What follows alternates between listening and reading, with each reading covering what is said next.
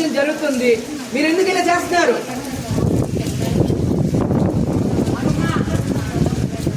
చెప్తున్నా, క్లారిటీగా చెప్తున్నా. ఎస్పీ అధికారులు వచ్చి మొత్తం చెప్తున్నారు, మీకు అర్థం కావట్లేదు.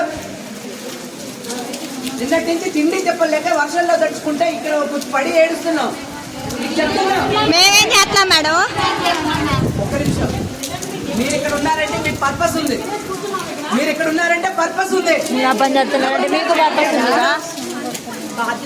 మీరు ఇక్కడ ఏమా బాధ్యత ఉంది, మాకు తెలిసిన విషయం. బాధ్యత గురించే మేము ఇక్కడ ఉన్నాం. అర్థమైందా?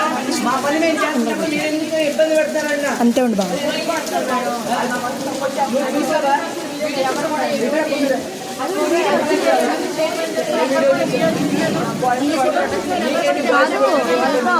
వీడియో కావాలంటే వాళ్ళ అబ్బాయిలు కొట్టే వీడియో వద్దంట.